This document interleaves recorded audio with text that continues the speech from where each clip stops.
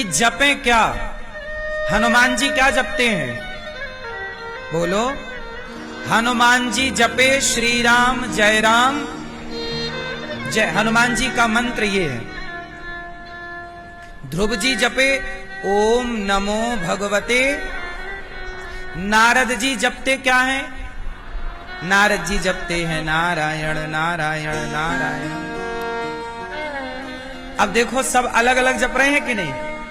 लेकिन एक बात बताओ, नारद जी जप रहे हैं नारायण, हनुमान जी जप रहे हैं श्री राम जय राम, और ध्रुव जी जप रहे हैं ओम नमो भगवते वासुदेवाय, और सनकादि जप रहे हैं हरि शरणम, और भक्ति महारानी जप रही है श्री कृष्ण गोविंद हरे मुरारी हे नाथ नारायण वासुदेव। ये भक्ति जप रही है, भक्ति महारानी। मतलब सब लोग अलग अलग मंत्र जप रहे हैं। अब ये बताओ कि इन सभी मंत्रों में कौन मंत्र सही है और कौन गलत है? बोलो, सब बताओ मेरी मां, क्या हुआ?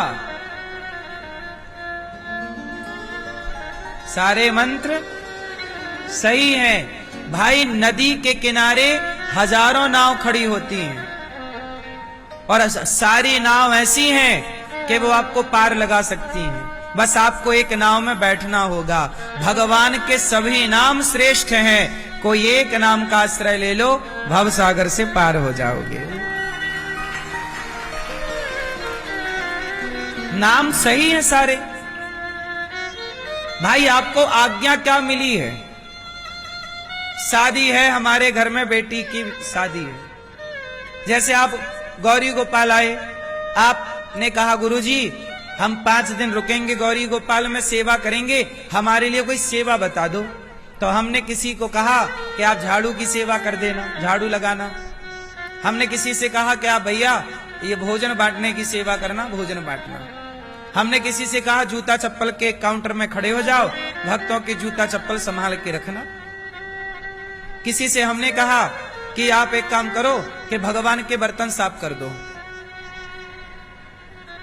तो ये बताओ, हमने सभी को काम बांट दिए, तो जिसको हमने जो काम बांटा है आपको वही काम करना चाहिए कि दूसरा काम करना चाहिए?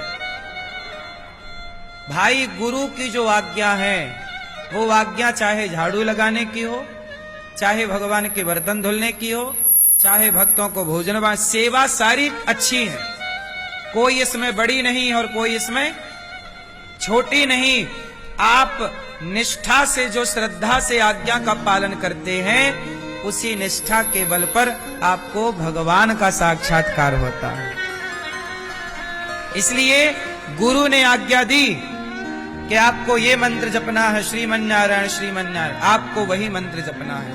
अब आपको मैंने कई बार बताया कि चाहे श्रीमन्नारायण जपो, चाहे सीताराम जपो, चाहे राधे कृष्ण जपो, सबका मतलब होता एक ही। भगवान के नाम बहुत सारे हैं।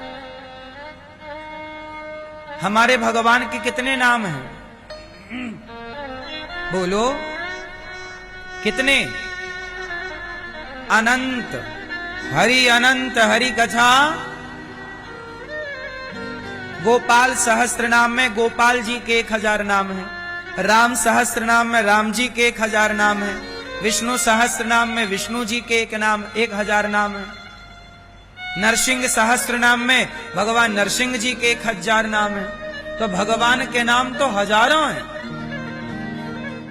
अब आप ये कंफ्यूजन क्यों रखते हो कि हम तो राम राम जप रहे हैं कृष्ण? अरे चाहे राम राम जपो, भगवान को बड़ा पसंद है राम नाम, भगवान को बड़ा पसंद है कृष्ण नाम, भगवान को बड़ा पसंद है नारायण नाम, हरि नाम, विष्णु नाम।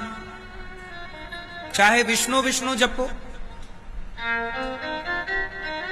हरि हरि जपो, पहुंचना सबको वही है। हनुमान जी राम राम जपे तो क्या हनुमान जी कृष्ण को राम से अलग मानते हैं? जब महाभारत हो रहा था तब कृष्ण भगवान के उस रथ में झंडे के ऊपर हनुमान जी थे कि नहीं? गीता सुन रहे थे कि नहीं? हनुमान जी एक बार भगवान श्री कृष्ण रुक्मणी जी के संग बैठे द्वारिका में, तो रुक्मणी जी को बड़ा अभिमान आ गया कि जी मैं बहुत सुंदर हूं, तो हनुमान जी को बुला लिया। भगवान कृष्ण ने कि जरा हनुमान जी आएंगे तो रुक्मणी जी का थोड़ा घमंड चूर हो जाएगा।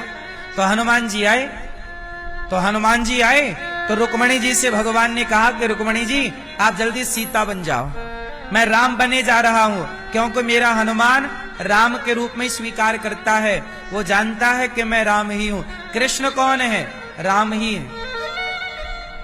तो तुरंत भगवान श्री कृष्ण अपने राम रूप में आ गए।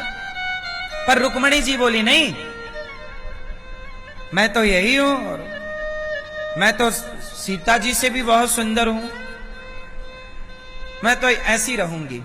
तो बगल में रुक्मणी जी बैठी और राम बैठे। हनुमान जी आए तो राम को प्रणाम किया और राम जी के कान में हनुमान जी ने कहा, ये आपके बगल में दासी कौन बैठी है? किस दासी को बिठा रखा है? सीता मैया कहां है? हनुमान जी बोले कि किस दासी को बिठा रखा है आपने? सीता मैया कहां है? तब भगवान कृष्ण मुस्कुराए रुक्मणी जी की तरफ देख के, देख लो, तुम कह रही थी कि हमारा रुक्मणी जी से काम हो जाएगा, बोला था कि सीता बन जाओ। फिर सीता के रूप में आई, तब हनुमान जी ने प्रणाम किया। कुल मिलाकर ये लीलाएं होती हैं, ना रुक्मणी और सीता में कोई अंतर है, ना तो राम और कृष्ण में कोई अंतर है। अंतर वो लोग समझते हैं जिनके पास अक्ल नहीं है। क्या नहीं है? बोलो, क्या नहीं है? भेजा खाली है, उन्हें लगता है अलग अलग है सब।